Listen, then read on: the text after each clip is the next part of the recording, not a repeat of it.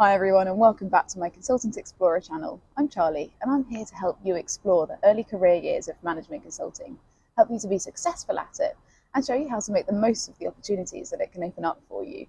I spent 8.5 years at Accenture, building the most incredible launchpad for my own career, and now that I'm running my own businesses, I get to choose what I work on whenever and wherever I want to in the world. And that is the kind of freedom that I can help you find in your journey, which starts just as minded in management consulting. So the most important thing for any for-profit company is its P&L, which is how it ensures that it's covering all of its costs and more through the revenue that it generates. If a company spends more than it earns, it's going to go under. But if a company has a healthy excess in earnings over and above what it spends, then it will continue and it can invest that excess into its own growth.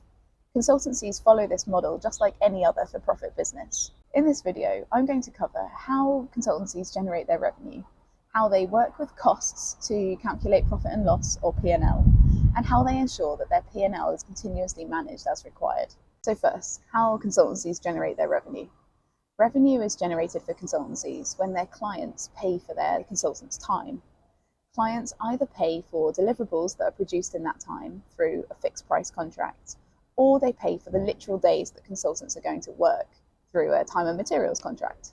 Regardless of the contract type, the price that a client pays for a consultant is generally determined by a rate card. A rate card sets out the price per day worked for all the different types of resources, varying the price by things like location or department or seniority level. For example, a senior resource will have a higher day rate than a junior resource. Generally, the rate card pricing is proposed by the consultancy to the client's procurement team, and there's a negotiation that happens on those prices. Once it's finalised, that rate card will be used by every project that happens at that client's account. But that rate card might be different to the rate card at a different client account, because at every client account there is always a negotiation. In order to propose what the prices on a rate card should be, a consultancy needs to be very clear on all of the costs that those prices need to cover. The price for a junior consultant on that rate card, for example, needs to cover not just the cost of that specific resource, like their salary, but also some of the centralised costs of the firm, which aren't going to be covered by revenue generating activities elsewhere.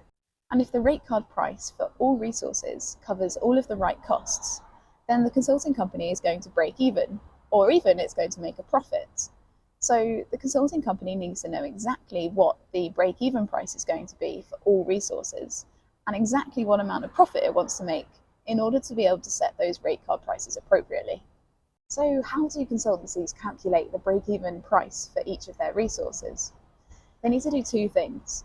The first thing is that they need to know the cost of that individual resource in their salary and their benefits.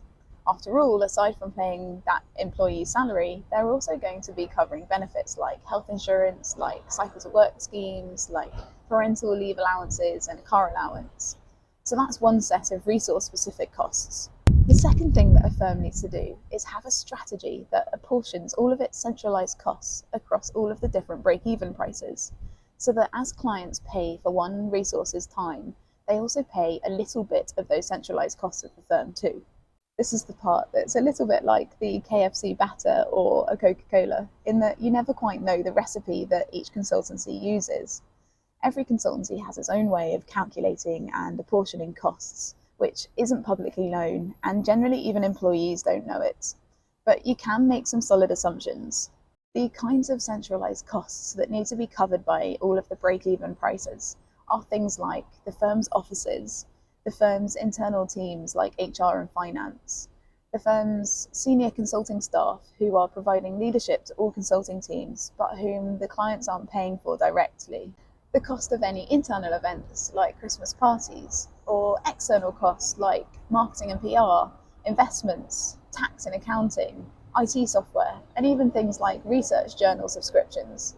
Clearly, these things create a lot of costs, and so the only way to ensure that all of that cost is covered is by apportioning a little bit of it to every single revenue-generating, consulting, client-facing resource in the firm, so that as a client pays for each of those resources' time, the revenue that's generated is sufficient to cover all of the costs.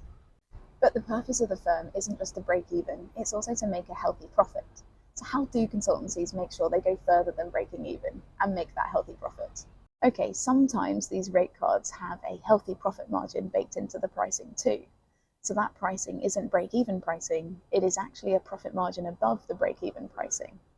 But more often than not, there is very little margin baked into these rate cards because the negotiation that happens pushes that pricing downwards in a win for client procurement.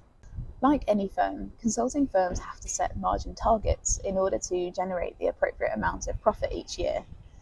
But in consulting firms specifically, those targets are being achieved or not achieved on a day-to-day basis by the consulting leaders who are pricing and running client projects, because that's the source of revenue for the firm. But the fact that the rate card usually doesn't include margin equal to the target margin set makes it really hard for consulting leaders. They have to use that rate card to price up a new team for a new project for a client, but they also have to meet the margin target set before they can propose their final pricing to that client to contract on the new project. Still with me? This is where it gets complex. So to recap, we've got a situation where the firm wants consulting leaders to sell lots of work because that's what generates revenue. But the firm also sets the price per resource via a rate card that those consulting leaders have to use. And the firm sets a margin target that isn't included by that rate card. And the rate card and the margin targets are mandated by the pricing tools that consulting leaders use to price up new project teams. Very tough. Now clearly, leaders sell new projects successfully into clients every single day, so they do find ways to make it work. These ways will be different in every consulting firm, and each new project and client scenario will require specific tactics, so it's a bit of an art.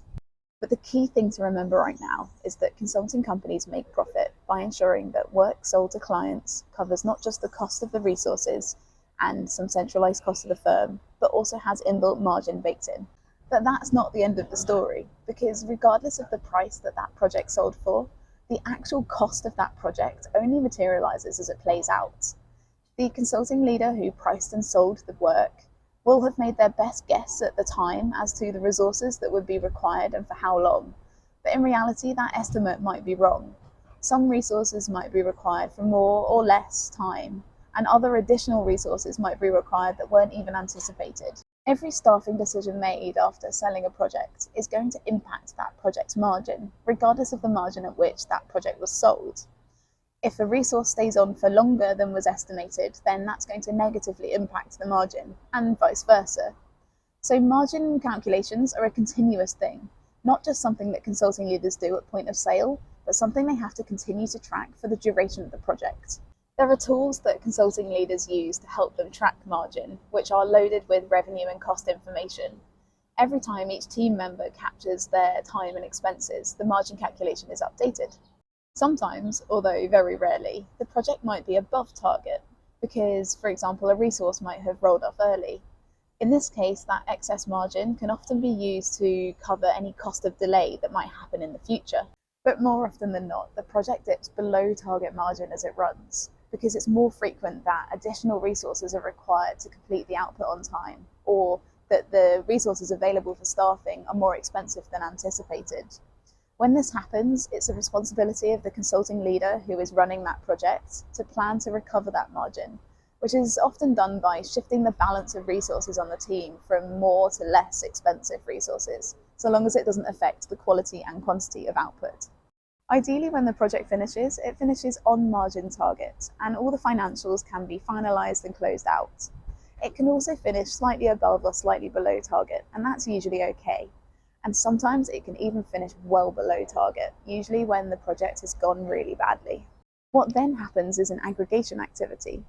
In a firm that has one project that went really badly and a number of other projects that went well, that firm is able to cancel out the losses with the profits from across the firm and end up overall profitable as planned. Project P&Ls are aggregated to account level, they're aggregated to department level, they're aggregated to market and continent level, and ultimately to global level. And the same cancelling out opportunity is available at each of these levels. So you might have an unprofitable account in a profitable market, or a profitable department in an unprofitable market. And one of the interesting things about being an employee is that you can be part of a highly profitable project in a highly profitable department and be so immersed in a successful environment only then to learn that your market has not been so profitable overall, and the public perspective of your company is not so positive.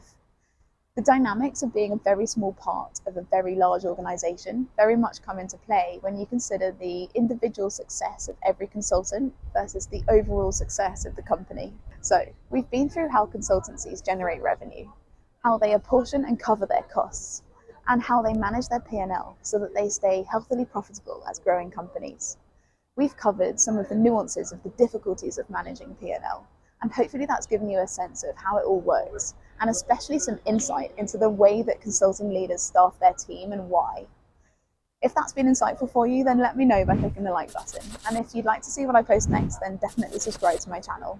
Social media links are below if you'd like those. And if you have any questions or comments, then feel free to use the comment section and I'll do my best to answer absolutely everything. In the meantime, thank you so much for listening. I hope you have a great day and I wish you all the best with your exploring.